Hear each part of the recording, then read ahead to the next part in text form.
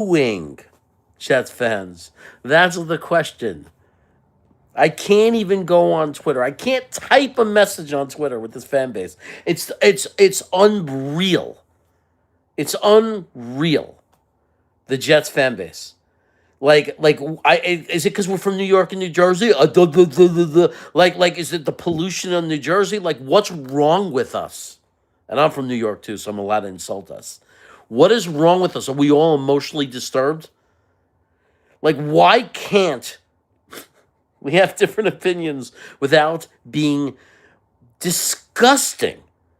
Like, if you attack another person for having a different opinion than you, like if somebody says, I want the Jets to tank, and you attack them, or if somebody says, I don't care, I don't want to tank, I want them to win, I think it's important, and your reaction is, instead of saying, I disagree, I think, but if you are such an animal, if you're so non-human, if you're so close more to the caveman, that your response is to say, you're stupid, or you're an idiot, or and to attack somebody, I just don't understand it. Like, I don't understand it. How can people be so broken that if somebody has a different opinion of them, they don't have the emotional regulation, the ability to control themselves and not act like a 3-year-old child and attack them? And if you are someone who is attacking people for having a different opinion than you are, please seek therapy. You obviously live in a world of hate. You're obviously not happy. There's no way you're happy. You probably have terrible relationships. Your life is probably crap because you're not able to have a human conversation. We are in a very weird place as Jet fans. A very weird place. We are since we were 0-7, literally not even halfway through the season. And now we're a little over halfway through the season. We find ourselves in this position where winning is a bad thing for the future in terms of personnel. It is. Every game we win, we fall further back. And we desperately need a quarterback. If we had the young quarterback, there'd be much less arguing and reason to tank. Like, what are you going to start now tanking for positional players? But the reality is we don't have a quarterback. And there's no question that the further back we go, the harder it is to solve that problem. Now, at the other side of that argument, there's no guarantee that any of the top 3 quarterbacks are going to be good. And that the team that might make out like a bandit is the team that in the second round or the end of the first round drafts Sawyer Robertson or Robinson or whatever his name is, and they end up with the best quarterback. Because there's no way to really know. But over the whole history of football, in 50 years, there's no question that statistically there's a better chance that the higher ranked quarterbacks are going to pan out and be better, whereas the longer you wait, the more of a long shot it is. But even having said that, everyone will yell out the examples, right? The examples: Lamar Jackson, Tom Brady, 6th round, Kirk Cousins. There's tons of examples of quarterbacks that were picked. They weren't first, right? And that they're okay. Like, I don't know how people feel about Jordan Love, but he was good enough to get a second contract. How many Jets quarterbacks have done that? When's the last time we've drafted a quarterback that's been good enough to get a second contract with us, right? You have to go back a long way. So Jordan Love might not be the dream. When you draft a guy, you might not be thinking, I hope that he's like Jordan Love. You might want more than that. But we haven't never been able to do it. And when did Green Bay get Jordan Love? They traded up into the back of the first round to get him. Now, it is way too early to talk about Dart. It is. He's getting off to an exciting start. If I'm a Giants fan, I'd be excited about one thing. It looks like we might have a quarterback. Definitely not proven. Definitely not proven. Look at his numbers. Look at his stats. Definitely not 100% fact that he's going to be a great quarterback. Or we don't know yet, but it's looking very good. It's looking very good, right? So I don't want to piss people off and say, "Oh, Jeremy's played 10 games. You already think he's great." I'm not saying that. I'm saying that most people would agree the Giants looks like the Giants made a really good pick, like a really good move moving up and grabbing him. A lot of people would argue, man, the Jets could have. I wish we would have traded back and gotten them. So my point is, the Giants were able to get their quarterback if he turns out to be the guy. Right now, they feel he's the guy, and they were able to get him into the first round. They were able to trade up and get him. They were able to still make their first round pick. Right? So there's so many arguments both ways. Why can't we just have a discussion about it? Why can't we acknowledge that two things could be true? Theoretically, it would be better if we had the top pick in the draft. Theoretically, in the sense of addressing the quarterback position. Right? It would be better. We could pick the guy that we like. They could pick the guy they love, the guy they believe is going to be the guy. You don't have to give away any draft capital. You're only using that first round pick. You're not doing any additional stuff. But also, like, we got a young team here, and there's a lot of players on that field that are going to be part of the future, or we're hoping are going to be answers and part of the future. We know that Membu and Olu Fashanu and Titman and GW is signed for 5 years, or another 5 years after this. There's guys like Briggs, who's really young, who looks really good on the defensive side. Brownlee looks like he could be an answer for a bunch of years. We don't know about Malachi Moore, but he seems to be getting better. And this is a fifth round pick, fifth round pick, who's actually starting now and playing a lot and functioning. And he's had bad games and good games, but might be a future safety on the team, like a starter, or he might be the third safety, but a reliable guy off the bench. But the point is that there's a lot of guys that are going to be around. A.D. Mitchell, Mechie, we're learning about them and seeing if they're going to be part of the future. Mason Taylor, part of the future. So it's hard to, knowing that they're playing their best. I understand we want the losses, but knowing that they're not losing on purpose.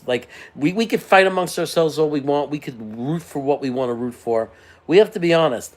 They are not losing on purpose. So for us to hope they lose means we're hoping that they suck. We're hoping that they're not good. Because it's very hard for them to be good and lose. So then so the complication comes where we're saying, yeah, but we're getting the quarterback. Yeah, but don't you want some of these guys to be good? Winning showed things. Things had to happen for us to win the game. Apparently, we have an amazing special teams. That's a good thing, right? Because we're going to need that, right? If we won that game also because of A.D. Mitchell, well, don't we want A.D. Mitchell to be good? Does losing mean maybe, if we lost every game the rest of the year, maybe that means A.D. Mitchell doesn't have any more 100-yard games? Isn't that bad? So aren't we hoping he does have more 100-yard games? And we say, holy cow, we got two real wide receivers. We got Garrett Wilson, and we got this guy who looks real. Don't we want that? Don't we think that's a good thing?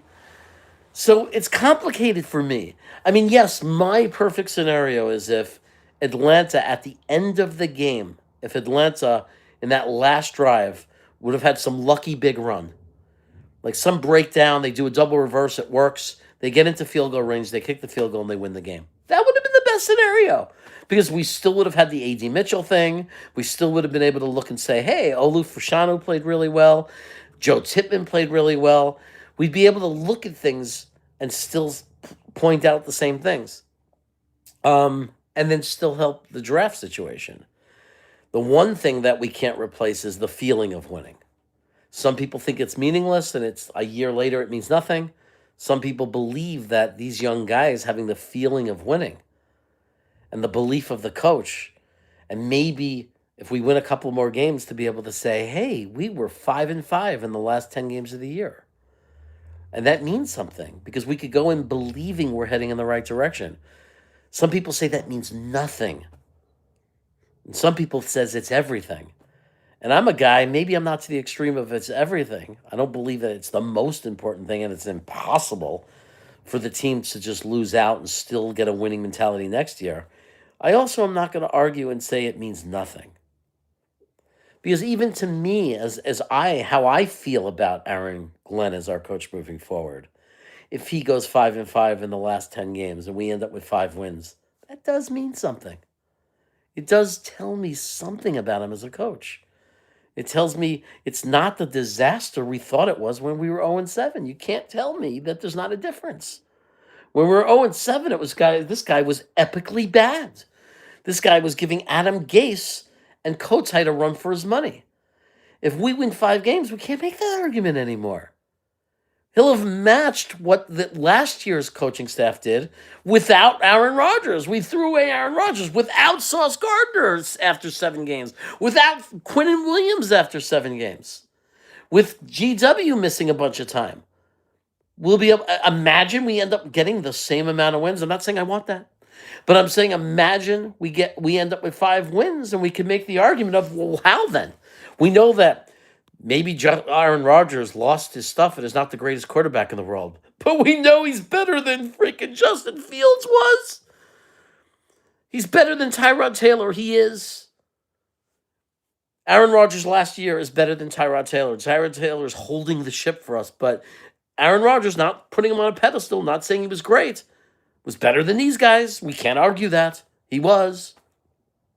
So you'd have to say this coaching staff, if we managed to win 2 more games, I know you don't want to, but if we did, if we ended up 5-12, we could sit there and scratch our heads and say, well, how's that possible?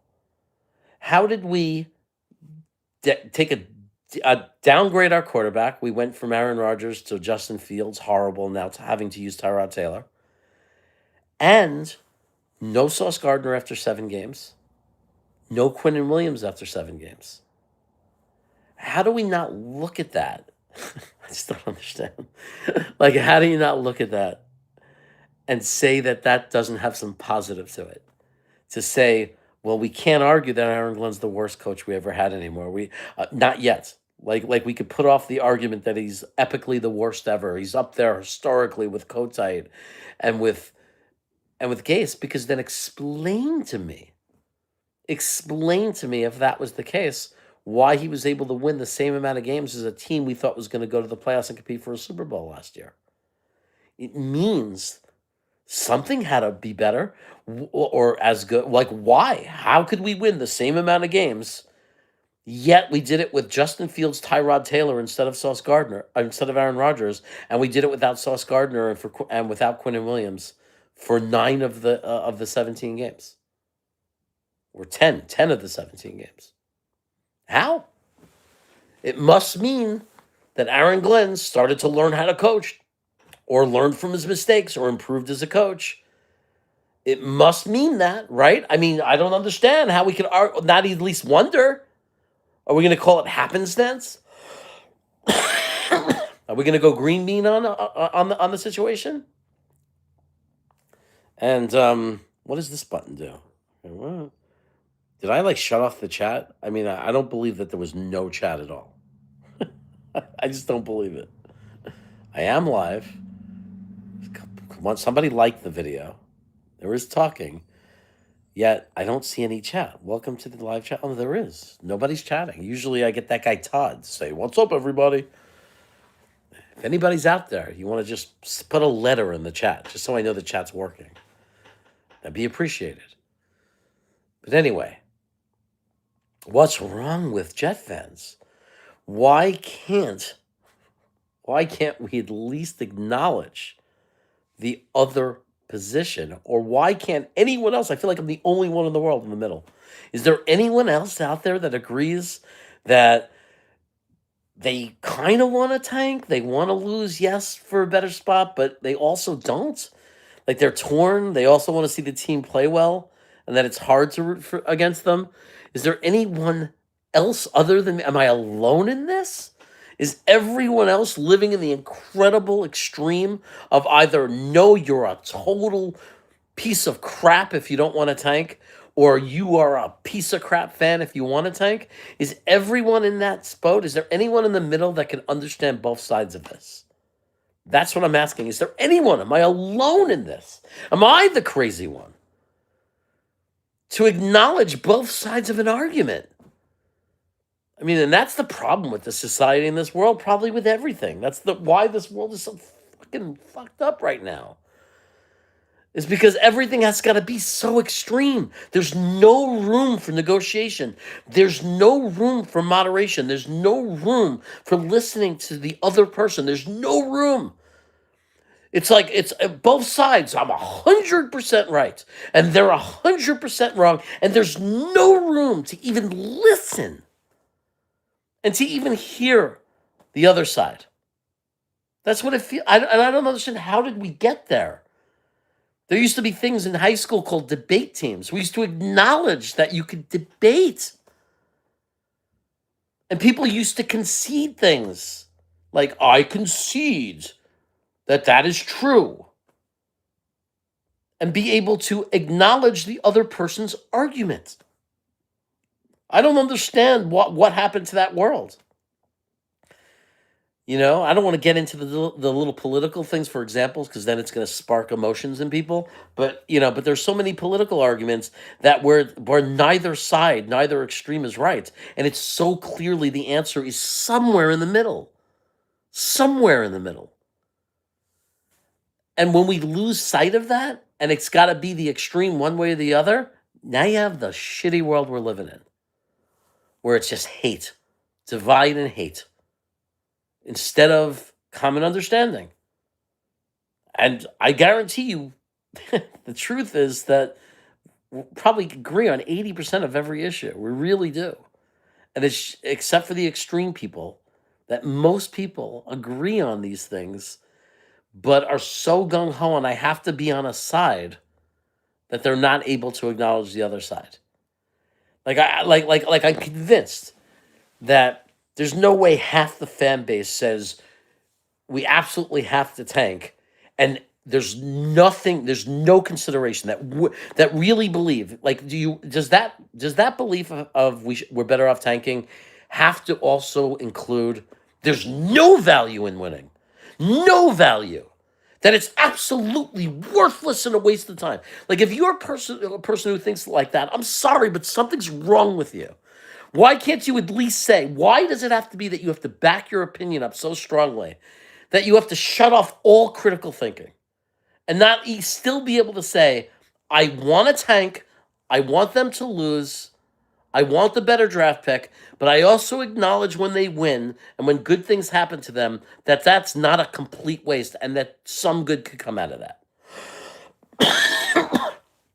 And then just say, but the bad, not being able to get the quarterback, falling back in the draft, the bad outweighs the good. But acknowledge that there's some good. And just say that, yes, I believe there's some good. There's some good that came out of winning. There's some good in those players believing in their coach, and the way they head into next year and the next offseason. But I still very passionately believe that we'll root against them, because I believe that the most important thing is the draft. Can we have that level of sanity in our fan base? Instead of, no, I am emotionally disturbed, I am unable to be a human being, and I can only see it like from a 3-year-old perspective of, I want that, want, and have no ability to be reasonable and understand the other side. So we have no ability to do anything but insult and attack the person that believes something different than we do. We really are that far lost as a society and as a fan base. It's football. The whole point is that we have disagreements to talk about football. That's the fun of talking about football. If we completely agreed, there'd be nothing to discuss. We would sit there and be like, how about them Jets? They suck, yeah. Hope they lose so we get the best draft pick, yeah. Done. What else is there to talk about? The fact that we can have a discussion, well, actually, I'm having trouble rooting against them, to be honest with you. I'm a little torn. I kind of want to see these players play well, and I kind of want to see them win, so they start believing they can win. It's like, yeah, but we want the quarterback. You see, that's and getting a quarterback is what's most important. Well, yeah, I see that point. You're right. But I also have trouble rooting against them. You see, that's how a conversation would work. That's the fun of being fans, that you get to talk about sports. That's what talking about sports is. Saying this conversation instead. I kind of am rooting for them to lose every game, because I want the best quarterback and I want the best draft pick. You're a piece of shit fan. You're a terrible fan. You deserve to die. You're awful. Get out of our lives. Go to hell. You're a piece of shit. You're stupid. You don't know what you're talking about. How do you root for your team to lose? That's us. That's us. That's what we've become. That's how we talk to each other. That's how we are on Twitter, especially Facebook. Forget about Facebook. Is like, so Facebook is Jets fandom for the developmentally challenged, because you will never read dumber takes, and you will never be exposed to more stupidity than looking at the Jets like Facebook posts from like the Jet fan groups, like the worst. Like so dumb. But I think that's because that's like the most casual fans, like the most extreme casual fans that just say things with no information. Like the fans that say, Garrett Wilson is so unhappy. Like maybe we should have gotten rid of him too. Like just outright stupidity. It's like no evidence based on nothing. Garrett Wilson is so unhappy. Like, why? I saw him yelling and looking angry on the sideline. Oh, you mean he cares about winning and he's mad they're not winning? That makes him not want to be a Jet. He's angry and he wants, like, so stupid, right?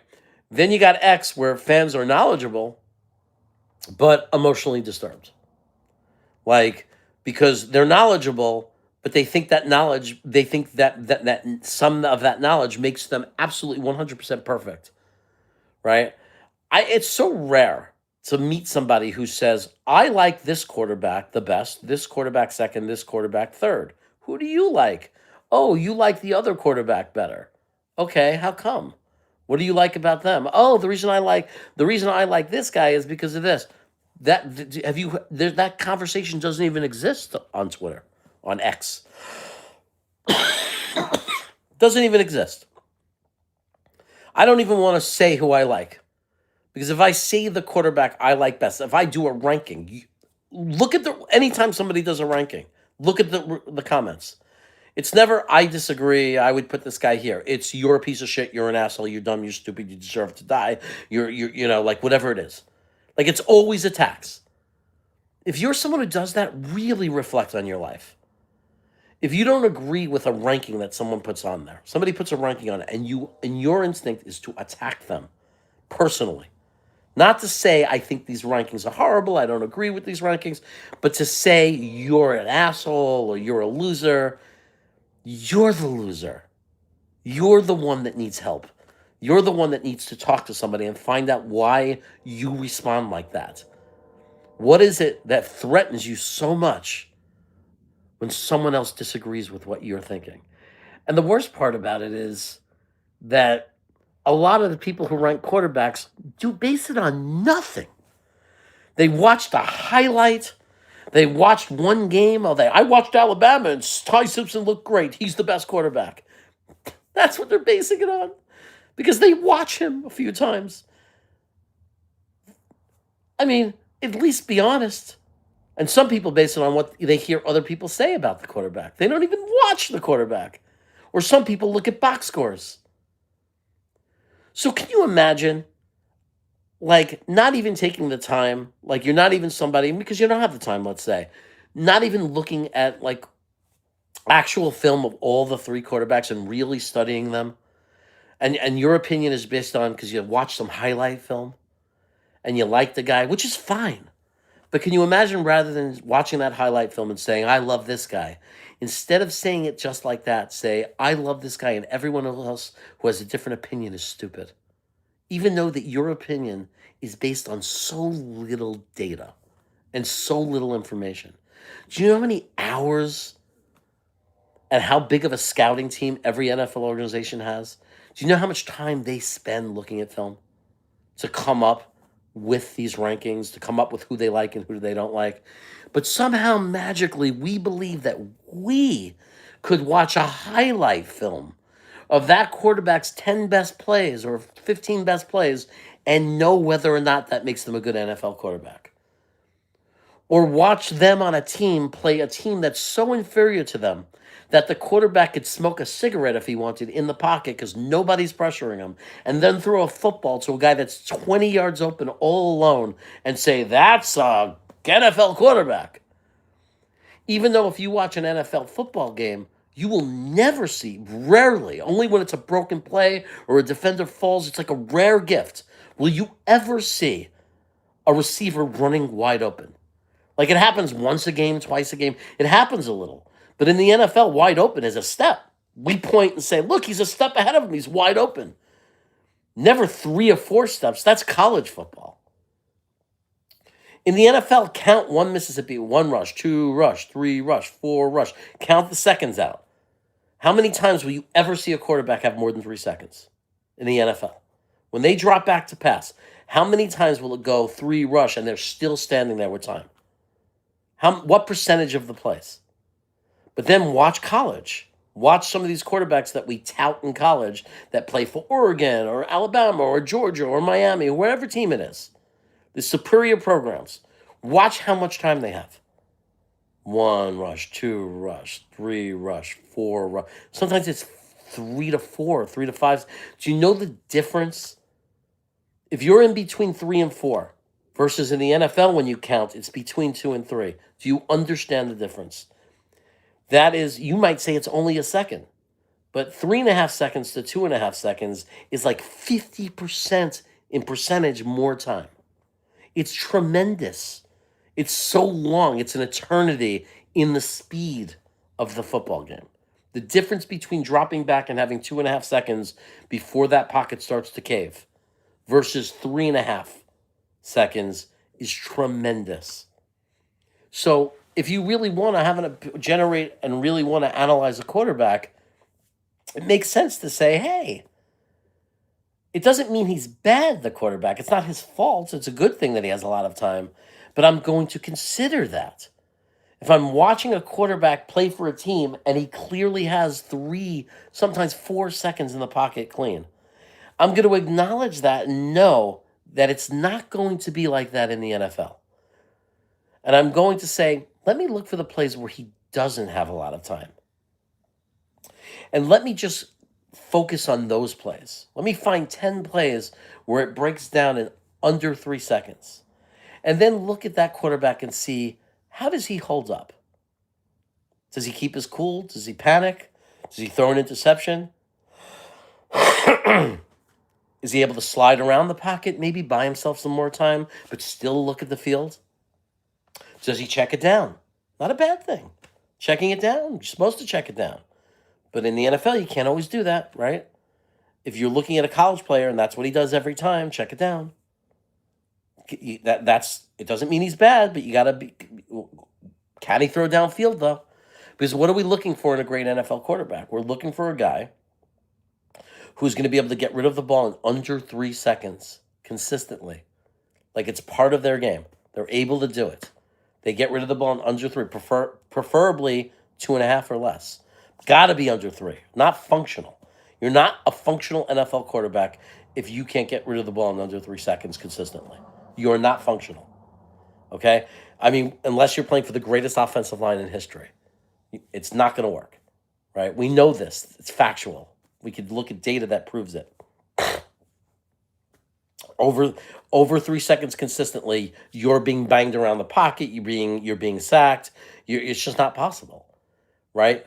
Now, again, there are some quarterbacks, part of our scouting is the mobility. They can get out and buy themselves more time. But can they continue to look downfield? Because we saw with Zach Wilson, running around and buying more time is not always a good thing, especially when you're running backwards. So these are things that you have to consider. It's why you can't only look at a box score. You have to look at things like that. You have to look at, okay, how many guys were open? Maybe the quarterback's holding the ball a long time, but is anybody open? Right? Shedeur Sanders, perfect example. That's the debate. The debate is he held the ball forever in college, every play. Then the question was, is it his fault? Are guys open or not? And I'm not going to get into a whole debate on what I saw in the film, but when I looked at the All-22, I answered that question for myself. And it's never an exact answer, but like on a lot of plays, I got my answer. Sorry about that. Um, there's you gotta there's so many things to look at when you're evaluating a quarterback, other than like a guy could throw for 350 yards and throw for three touchdowns. If the three touchdowns were passes behind the line of scrimmage, or a 6 yard pass to a guy who then creates the play and no one can tackle him because you're playing an inferior opponent and you designed a good scheme, the box score is going to say 300 yards passing, three touchdowns. You're going to think the quarterback is great, when any college quarterback could have done that. They could have executed that play. Doesn't mean that quarterback can't be an NFL quarterback, but he certainly didn't show us that he could be an NFL quarterback. We don't know that for sure. Because what we need to see in college, what you should be looking for, is how many times is that quarterback dropping back and then throwing forward past the sticks, downfield. What's their accuracy like? How open is the guy? Is the guy always wide open? I want to see, again, nothing against the quarterback, not his fault. But I get more excited when I see a quarterback throw to a guy who's not wide open. And it's just good ball placement, and it's downfield. And he didn't have 8 seconds. When it looks like a real NFL game. When a guy drops back and he has under 3 seconds, and he throws to a guy who's kind of covered but a little bit open, but he puts the ball in the perfect spot, that's what I want to see in a quarterback. Billy SBC, who shows me that my chat is indeed working, because I think I've never went a half an hour without a chat before. This is the first time I've ever made it 30 minutes. He says, you're right. Nobody gets 3 seconds to hold the ball. If you're holding it that long, you're putting too much pressure on your line. Yeah. And then the line gets the blame.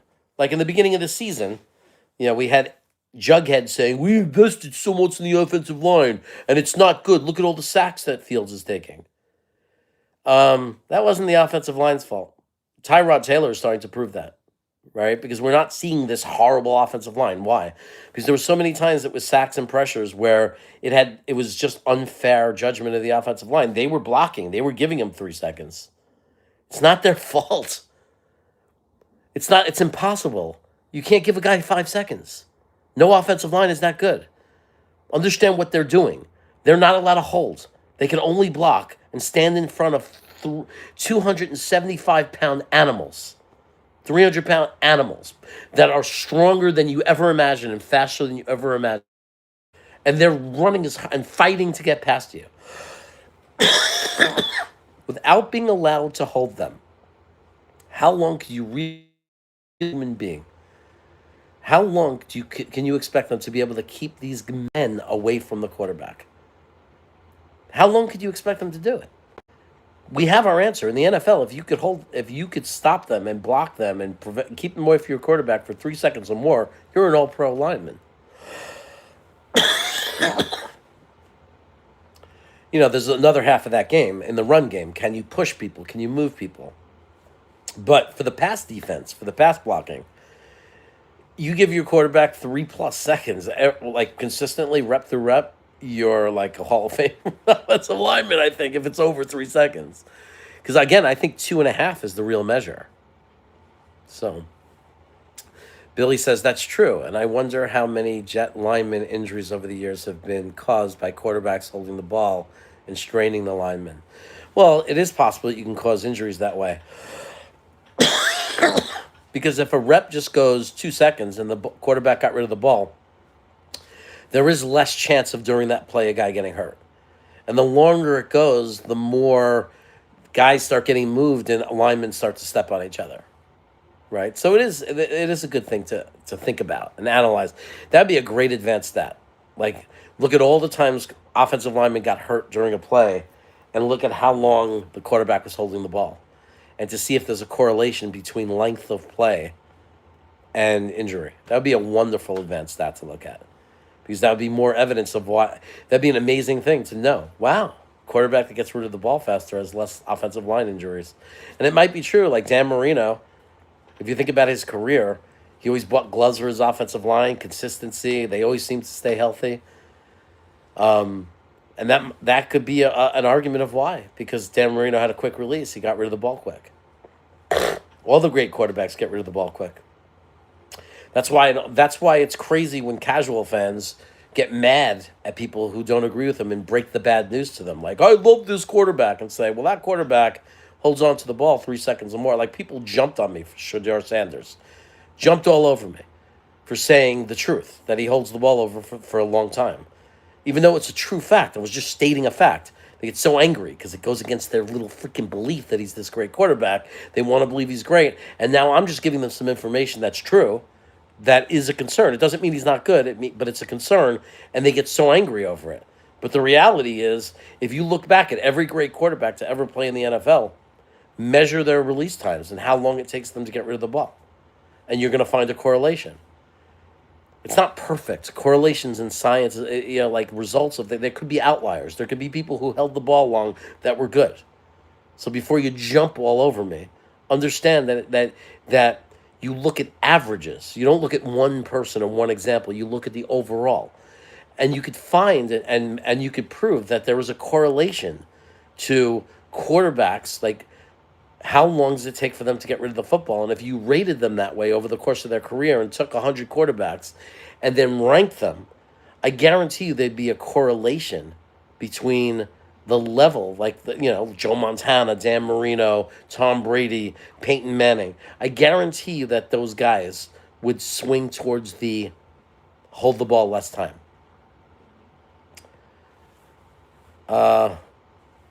So from what you know of the 26 and 27 classes, who are the quarterbacks with a quick release?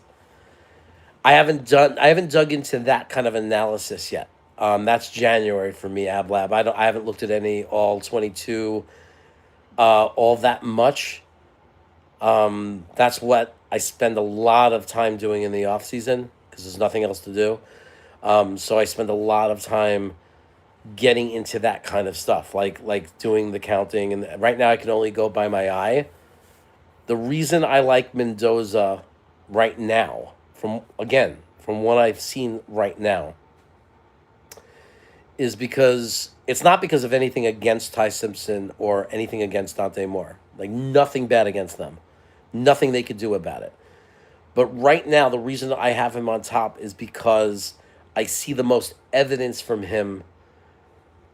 I'm barely scratched the surface of the analysis. My rankings might change. But for right now, he's the one with the most evidence that he could do it in a real NFL offense. Because somebody said in my chat, O'Leary's show with O'Leary in my show, that they don't like Mendoza because he doesn't go through progressions. And that's the opposite of the truth. Like, that's somebody who listens to somebody who pretends he knows, someone who has no idea what it means to go through progressions. Like, that person was as wrong as any human being could be. Because the one thing I could tell you by watching all three of those quarterbacks so far is the other two, it's not even their fault. They're not even being asked to go through progressions, barely.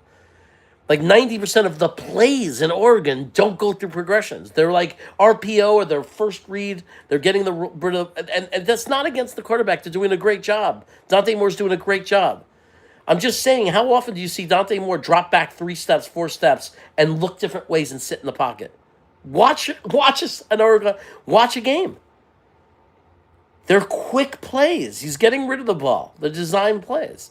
So right now, the one quarterback that I could honestly look at and say, I see him dropping back and going through progressions and doesn't have a ton of time all the time. He's had a bad offensive line. They've been injured for the last 4 games, is Mendoza. He's been under Penn State game. He was under duress the whole game. The only time he was able to do anything against Penn State was when he got rid of the ball in 2.5 seconds. He was under duress the entire game.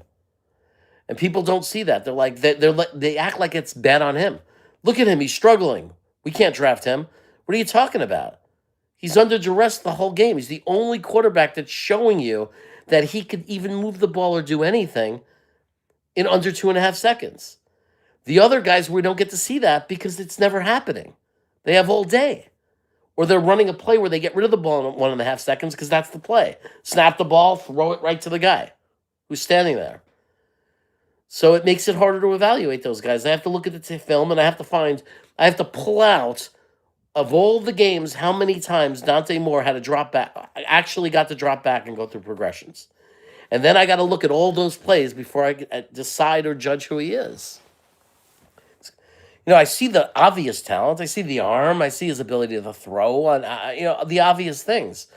But almost every quarterback that's ever been prospected and drafted has that kind of talent. They can all make good throws. That's why they're there in Division One, playing for those big schools, because they all have that talent, or maybe different levels. But what makes you an NFL quarterback and not an NFL quarterback, I think, goes a lot deeper than that, and it's much harder to judge that because sometimes they play in different systems. They're all in different situations. It's very hard to compare different quarterbacks to each other that are in completely different situations.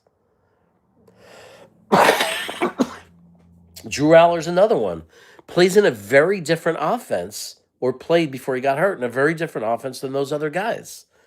Was being asked to do a lot more because he was being asked to not just simply drop back and throw a football to a guy in a quick slant, or throw it to a guy that's literally coming across the middle in a design play. He was being asked to do more than that. He was being asked, Penn State, if you watch the style of their offense, he was dropping back in the pocket and going through progressions. So yeah, he might not look as good as the other quarterbacks statistically because he's being asked to do more than they are. If you would have stuck him in Oregon and said, hey, Drew Aller, all you have to do is snap the ball and throw the ball to the wide receiver who's going to turn towards you, like a lateral pass, maybe he would put up all those big numbers. Hey, you're going to drop back, and we're going to have you're going to fake the ball this way, and then we're just going to have a guy cutting across on a post across the field that'll probably be wide open. If he's not there, dump it off to your tight end. If you would have made it that easy for Drew Aller, maybe he would look great. I don't know that for a fact, but I'm saying you have to consider that, though, that these guys are in different situations. I'm so on Mendoza, and when he's facing a blitz, the ball, he doesn't always get there. I am so on Mendoza when he is facing a blitz, the ball doesn't always get there from what I see. Well, yeah, but that's for any quarterback. Any quarterback, if the blitz isn't picked up, struggles. But if you watch him against Penn State, that's the opposite. He won the game, that drive. He was under duress the whole game. He was playing under pressure the whole game. He never had more than 3 seconds during that game. Indiana had injuries on their offensive line, and Penn State, I don't care what their record is, their defense was all over him. He got very little time, and yet he managed to lead them to victory.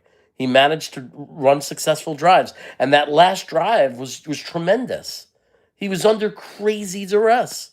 And his guys weren't wide open. Like, look at the ball placement. He was throwing it to tightly covered receivers, like a real NFL game. That felt like a real NFL situation. Tons of pressure, guys blitzing him, under 3 seconds to get rid of the ball, throwing to guys who were not wide open, having to make perfect passes. And then if he's not perfect or if he struggles a little, we say, oh, he's not as good as Ty Simpson. But Ty Simpson isn't doing that. Ty Simpson isn't under tons of pressure, and he isn't having to throw it to guys that aren't wide open or barely open and put the ball perfectly.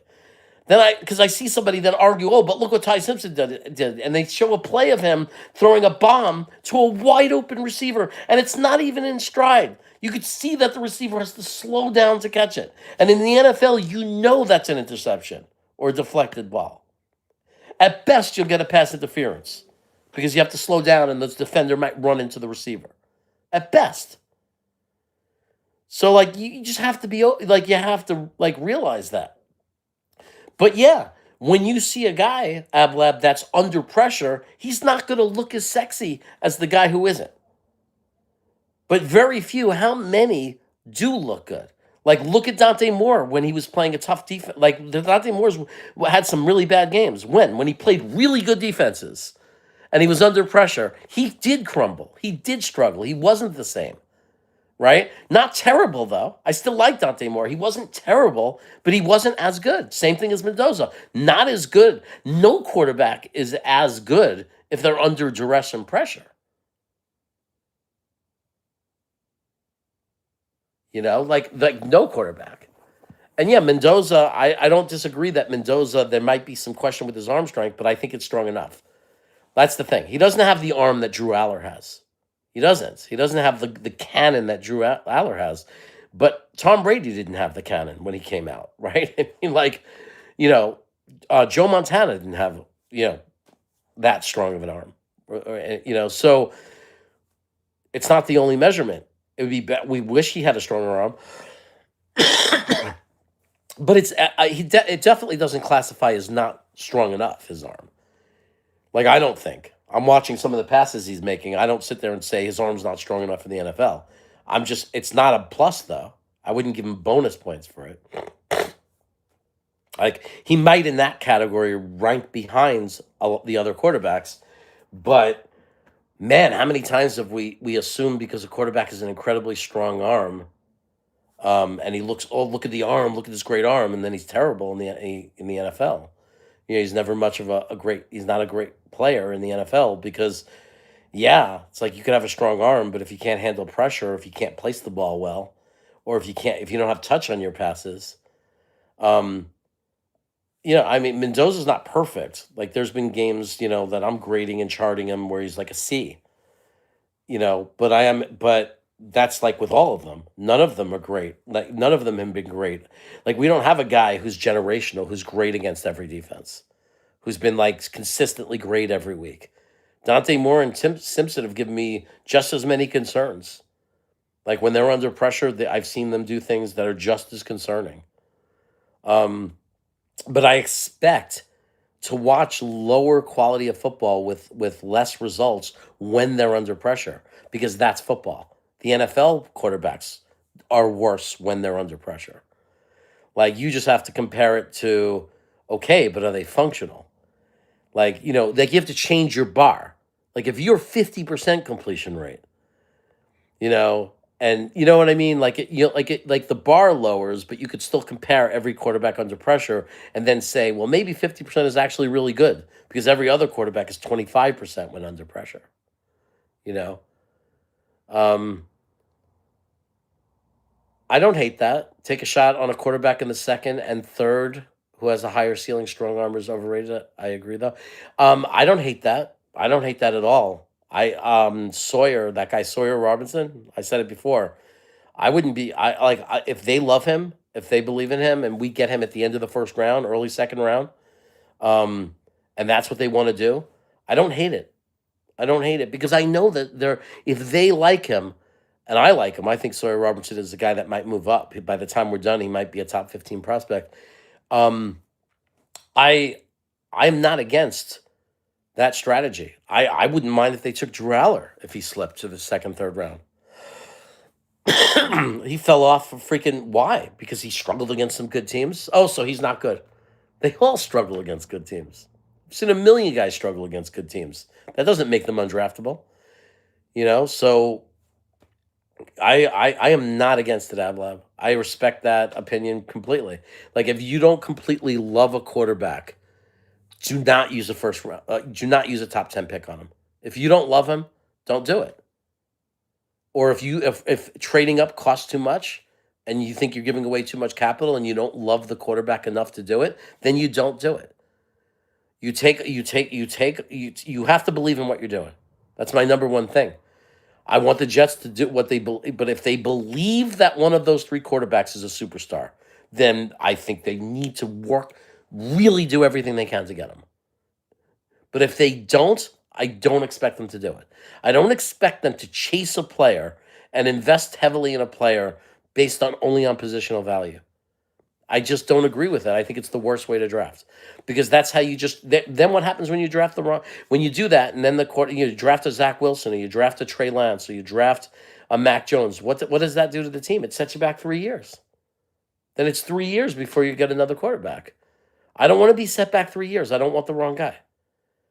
Yeah, Tony says taking a chance on Aller if he's available in the fourth. He's not going to be available in the fourth, but yeah. If he was sitting in the fourth round, every team needs to be put in therapy for not taking him. Like, why wouldn't you take a shot on him? The guy's got the best arm. The best arm coming out is Drew Aller. There's no argument. The guy's got a cannon. It's just a matter of, can he put it together and be an NFL quarterback? I agree with you 100%. Ablab. We have 5 first round picks in the next 2 years. We have a GM that is able to put really good players and get really good players for nothing, like role players, real guys who can play and even start for nothing. And he's got 5 first round picks, and we already have a few really good players on the team, right? Um, I think that while you're looking for the quarterback, you should be constantly focusing on building an incredible roster because then you don't like look at the Eagles won a Super Bowl, and Jalen Hurts is a good quarterback. He's good. He's not Mahomes. He's not Lamar. He's not Josh Allen. He's not Brady. He's not Peyton Manning. He's just a good quarterback. But man, they put a roster around him that is just amazing. So how do you assure winning? Yeah, man. Let's use that draft capital and build a great roster. And then we gotta and then keep, whatever we have to do, we gotta get a good quarterback. If we get a great quarterback, that's awesome. It's a great way to do it. It's a great way to do it. Like if you get yourself a franchise quarterback, it makes life a lot easier. If you just have an okay good quarterback, then you have to just constantly draft well and constantly keep an amazing roster around them.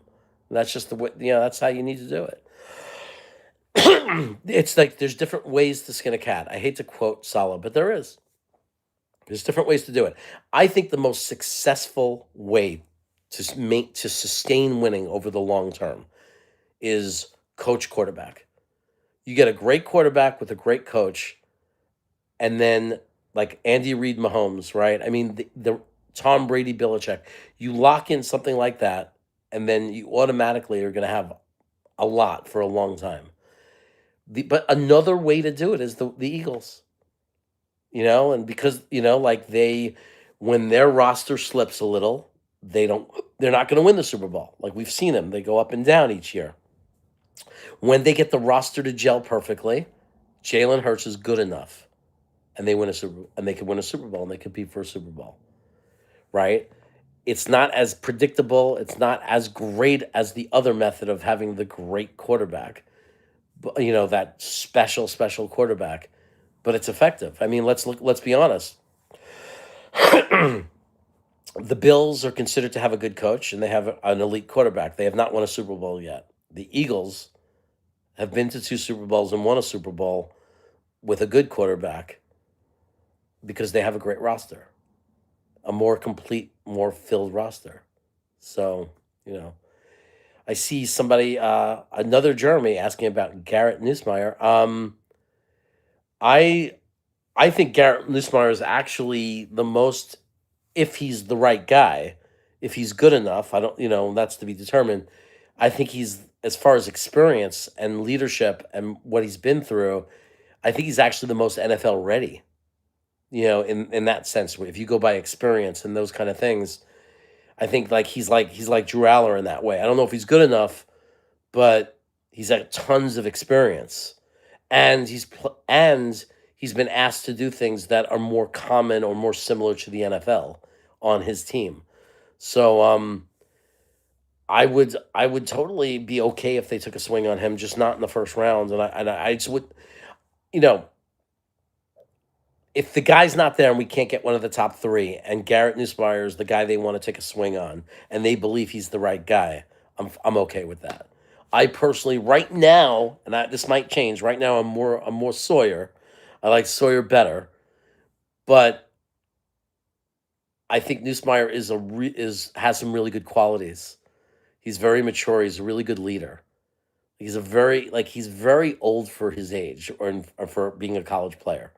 Like he's very like I don't know how to say that. Like he doesn't come off as young as inexperienced. He seems like a really very seasoned college quarterback. So I like that because guys like that make me think he can handle the mental part of being in the NFL.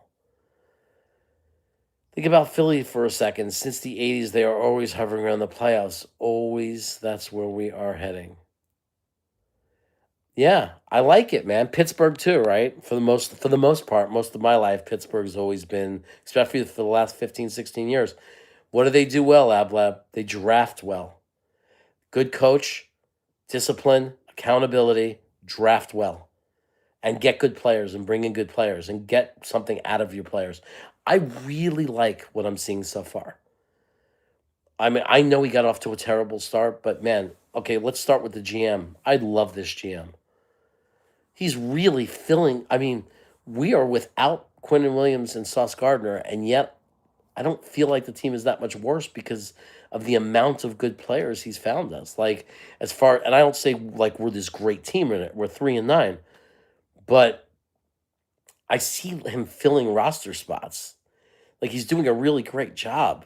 Like he got us a stud. Like he aced the draft as far as Membo.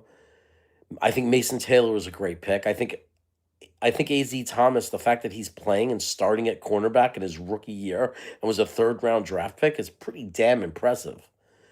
We're getting reps out of Malachi Moore, and he's on and off. He's inconsistent, but he's had some good games. All the trades that he's made. I think we have a GM that could really fill and stack this roster because now he's going to get 5 first-round picks and 3 second-round picks over the next 2 years. So we have 8 premium picks coming. We have 8 premium picks in the next 2 drafts. 8 premium picks.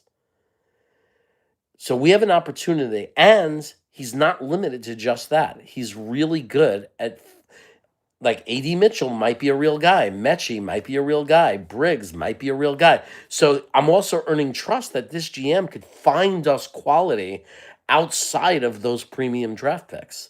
He's able to fill roster spots and find us real players who can contribute. So I think we really could in the next few years have that kind of roster that we might build a really great roster. And I think that Aaron Glenn, if not anything, I don't care if people believe it. I'm starting to believe that he knows how to get, like, he's going to be able to get the best out of these players. Like, as far as playing hard and just being, like, I think he's going to get the best out of these players. He has a very strong focus on special teams, and Williams was a guy we all were happy they cut and wanted him gone forever, and Aaron Glenn continued to believe in him and continued to coach him, and Banjo continued to coach him, and now he looks like one of the best punt returners in the league. Like he's one of the most dangerous returners in the league, and like, our special teams is a weapon now. No one could tell me that we're not getting the most out of Briggs. No one could tell me he's doing a bad job with AZ Thomas. Like, no one can tell me that this coaching staff is doing a bad job with these players. They're bringing out the best in these players. We're watching it happen. We might not have a bad coaching staff. There might be things that we have to adjust. I don't know if the defensive coordinator is going to be around long term. I don't know. We're going to see. But Aaron Glenn, I'm very question mark. I don't know. I don't know that he's not going to be around. I don't know that he's not going to be the answer. He's showing some things that I think are really positive. He also gave us reasons to be concerned. But the GM, man, I thought I was a JD guy initially. Well, this guy's great. This guy's great. So far, Moogs is like, wow, much better at finding value and quality in places I wouldn't expect. I mean, I loved Mechie in college. I loved A.D. Mitchell in college. I thought they were both amazing prospects. Well, guess what? A.D. Mitchell, he's only in his second year. Do you know that Michael Irvin, Hall of Fame wide receiver, it took him 3 years accumulatively. You have to accumulate his first 3 seasons to get to 1,500 yards and 100 receptions or something like that. Not 100 receptions, but 1,500 yards. Like, look up Michael Irvin's stats and look at that he was hurt his second season. But still, who cares? As Jet fans, we blame the player for getting hurt. We say bust because they got hurt. But look at his stats for 3 seasons. Add up the total of his stats for Michael Irvin, right? And imagine if Dallas would have traded him after the second year when he got hurt. And we got a guy like that. Oh, he had just an very meh first year. He was okay. And then his second year, he got hurt, and he didn't really play. Think of us as Jet fans. We would think, oh, yeah, it's like some reclamation project, right? The truth is, A.D. Mitchell's in his second year. It's not even a reclamation project. The guy hasn't gotten a chance yet. It's the same kid that was drafted out of Texas.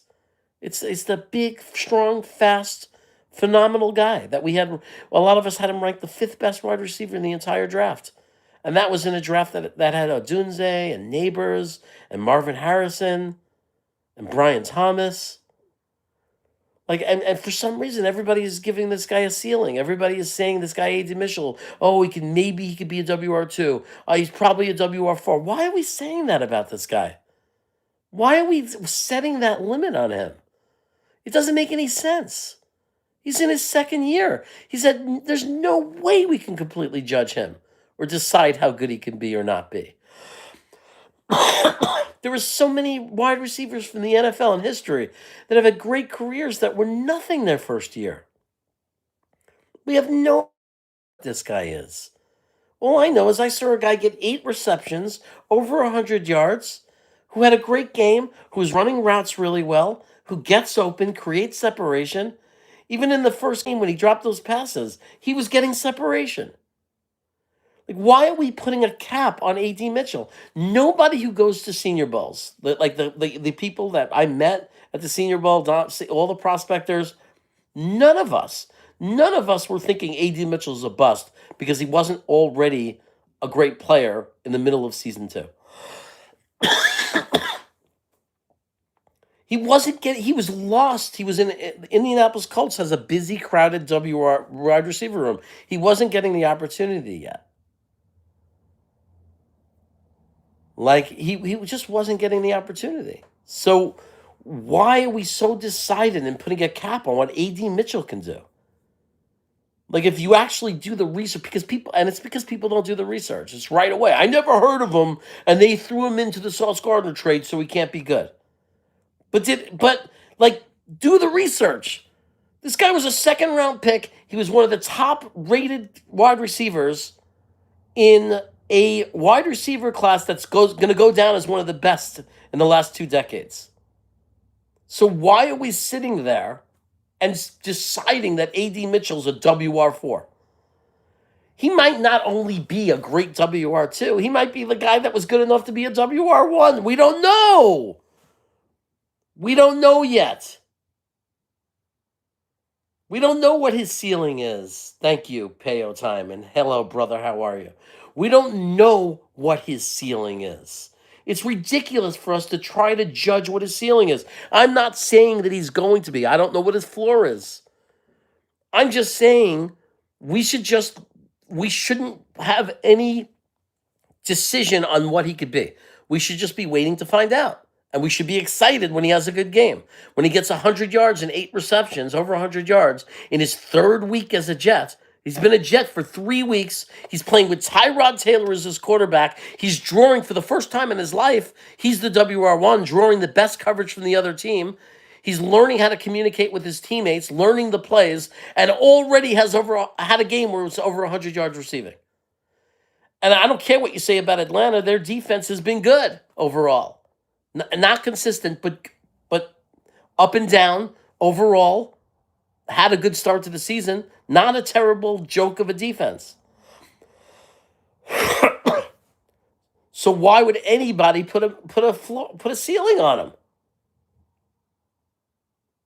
Isn't it believable he's going to get even better? What happens when Garrett Wilson gets back and you can't put your best cornerback on him?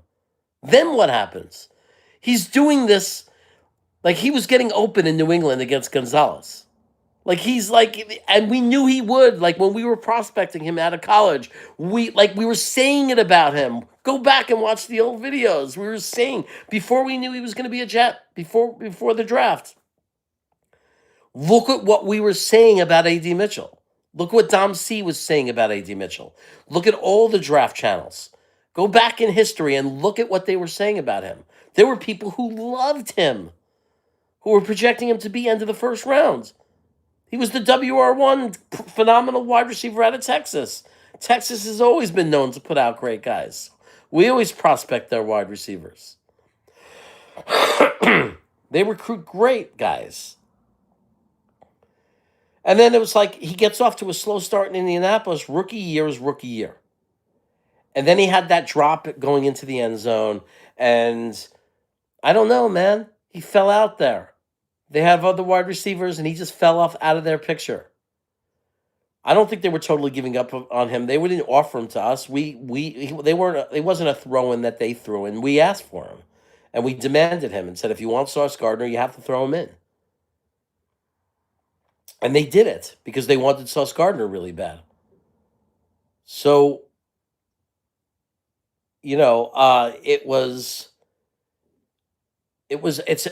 it's just unbelievable to me because so many of our fan base, and it's fine. It's fine to have a life and say, I'm not into it so much that I prospect college. It's fine to say, I don't know who A.D. Mitchell is. But why does that convert into, so I'm going to decide? So many of the fan base decided he's not good or he's possible WR. Like, why are we doing that? If you don't know, you don't know. If he was fourth year in the league, fine. Fifth year in the league, we could say it's a long shot he's going to be good. A player in their second year, in the middle of their second season, is not a long shot. Nothing he did in his first season and first bunch of games can completely allow you to judge a football player. He didn't work in Indianapolis. It wasn't going well. Fine. That doesn't mean 100% he's a bust. It doesn't mean it. Again, look at Michael Irvin's career. Look at Antonio Brown. See what he was his first season with Pittsburgh. I think he got like 20 receptions or something. Look at you don't know that not every wide receiver, you can't judge whether every single wide receiver or any position, any football player, you can't judge him after 1 year definitively, except maybe quarterback. Like Arizona was able to tell Rosen sucked because they were looking at him in practice though, so they were able to tell because he couldn't even practice well. Isaac says, as a Longhorns fan, I loved AD coming out of college and was thrilled when we included him in the Sauce trade. Right. So anybody who knew about this guy and watched him in college, again, if it was his fourth or fifth NFL season and he had never done anything, I get it. Those are reclamation projects.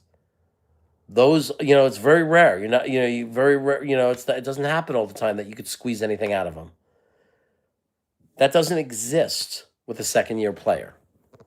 A second-year player who came in here and right away showed us he can get open.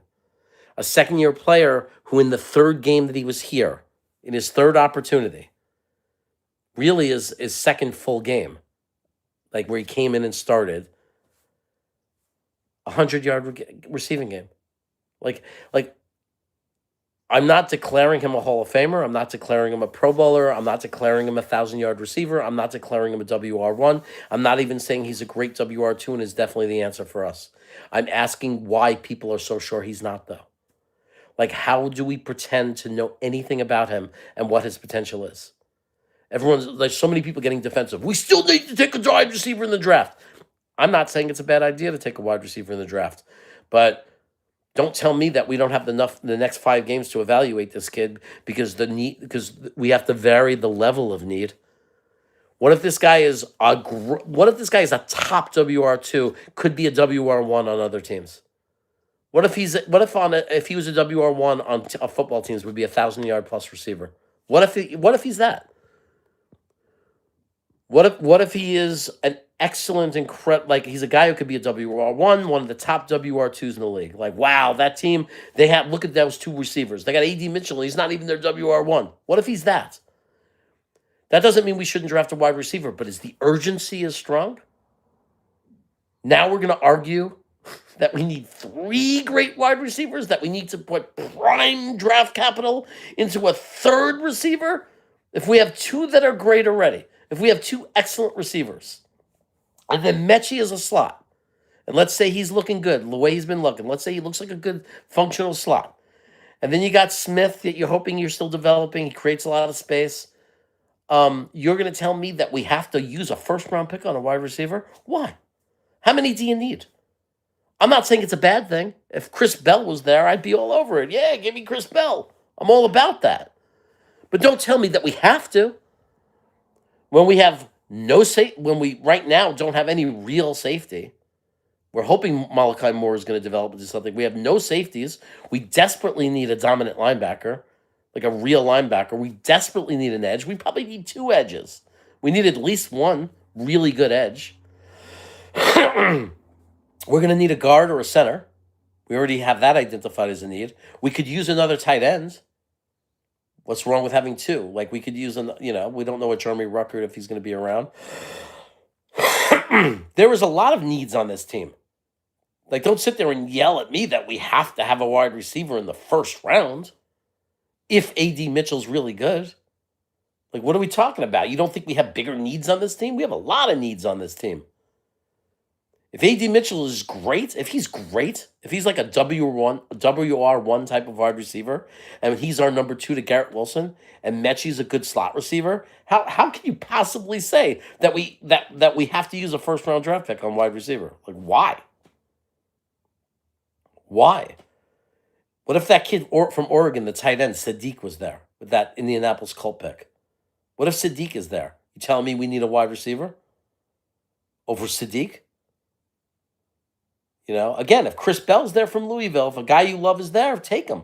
But we don't have to. Don't tell me we have a gun to our head. We don't have to take a wide receiver in the first round if A.D. Mitchell ends up being really good, if he continues to do what he's been doing. Absolutely not. So many needs on this team. Ablab's saying it too. We need a linebacker and a safety. And I'm not talking about a 4th, 5th round safety or a 4th round, 5th round linebacker. We need a guy. We need a real guy. And there are a couple of stud linebackers coming out, man. This is a good year for linebacker in the 1st and 2nd round. There are some really good linebackers coming out right now. We need a guy, man. We need a freaking guy. Sherwood's a good complimentary guy. I need an animal. I need somebody who blitzes and gets sacks, but also could stay back in coverage, who stuffs the run, who causes freaking fumbles. I want a stud. Remember Mo Lewis? Remember this team used to have great linebackers? Yeah. He's pretty good, the guy we have. Sherwood, he's okay. He's fine. He's not a stud. He's not an animal. He's not a beast. He's not moving the needle. Sonny Styles, okay. I want a guy who moves the needle. He's there. When we're on defense, the offense finds out about him. Like, they know. He moves the needle. Like Max Crosby moves the needle. Myles Garrett moves the needle. Micah Parsons moves the needle. Like, these are guys that make an impact almost every drive. They're there. They're present. They're on the field leading. I grew up watching Lawrence Taylor, man. I grew up watching Lawrence Taylor. So I could appreciate a great linebacker and what it means and what it could do to a team. Not to mention, I watched a lot of the Baltimore Ravens in the early 2000s, and you all knew what that was. Ray Lewis. In the 80s, Singletary for Chicago Bears. These were guys who made a difference in the game. They impacted the football game. They impacted almost every drive. They were there. We don't have a guy even close to that. Quinnen Williams wasn't even close to that. He did it for Dallas his first game that Monday night, that's for sure. But he didn't do that for us. He was really good. And he'd step up and make some big plays sometimes when we needed them. But he wasn't there every drive. Give me a break. There were lots of drives where we'd watch drives and you didn't say Quinnen Williams' name once. Right? He'd have that big play and we'd say, Quinnen! And we'd all be happy. Q! But he didn't do it drive after drive. Max Crosby, watch a Raiders game. Watch when the Raiders are on defense. He's the only guy they have. They suck, but watch him. He's doing stuff every single drive. He's an animal. He's an animal. He's causing fits. When you play the Raiders, all you're thinking about when you have the ball offense is where's Max Crosby on the field? Why aren't we trying to get that? Don't you want that? We don't have that. We really don't. Right now, our defenses, when they're playing well, it's nice. It's cumulative. It's like all of them. Briggs making a play. This guy, Brownlee, making an aggressive play. Oh, I like him. Sherwood, once in a while, makes the good play. Good job, Sherwood. But it's different names, different guys. There's no one we have. How many times have we watched a drive that we can't stop them? And we're watching it, we're frustrated, and they're walking down the field. Can't stop the run, we can't stop it. That's why you need a stud. When you have a real true stud, they might get the big plays against you. They might get a big play or something like that. But when you have a stud linebacker, that you don't have that long, agonizing 10-play drive against you where you can't stop them and nobody can make a play. That doesn't happen when you have a stud linebacker. Watch the Raider game. You're not going to see someone slowly walk down the field against them because Max Crosby at some point is going to make them feel the pain. Or Myles Garrett for Cleveland is going to make you feel the pain. We need that. We have the draft capital to get that. This is the year to do it. This is a great year for linebackers. There's 6 of them at least that we can get within somewhere from the end of the first to the middle of the second round. There's some guys that'll be gone before that, some of those 6, but some of them will be there. This is a great year for linebacker. It's perfect. We haven't had one forever. We need a linebacker, and just when we need one, we have the draft capital. We have 2 second-round picks. We have an extra first-round pick. This is the year you get the linebacker. I'm not talking about just a good player. I am talking about a guy who moves the needle, who starts to give this defense an identity. We have to go and try to get that player. This is the year to do it. That's how you build a great roster. We're filling the roles. We got the guy like Briggs. We got role players, right? We have a GM who shows us he can go out and get those players and fill those spots. We need to add the straw to the drink. We need the big-time needle-moving players that step up and lead where the other team knows when we come into town, you got to deal with this. The way we have to say it when Myles Garrett comes into town. The way we say it, or any team says it when Max Crosby comes into town. We need that. We got good players. We're going to fill the role players. We're going to fill the roster. We have a GM that's doing it. We should be really excited about that. Now let's get the needle movers. The guys who move the needle. The guys who take over football games. I see you out there, Green Bean, probably giving me crap. I feel the pain of Jeremy saying feel the pain. But this is the kind of stuff we need to do. We need to bring in guys who change the face of the game. It's like, I like Mason Taylor. He's a good player. If Sadiq is there, you don't say we already have a tight end. You take Sadiq. Because that's a guy who changes the game. The way Kelsey and Kittle change the game. And for the last 10 years, changed the game. That's why I want to be in a position to take the best take the best player available. So one good thing about not having one specific need is we're not, obviously the first pick, quarterback and all that.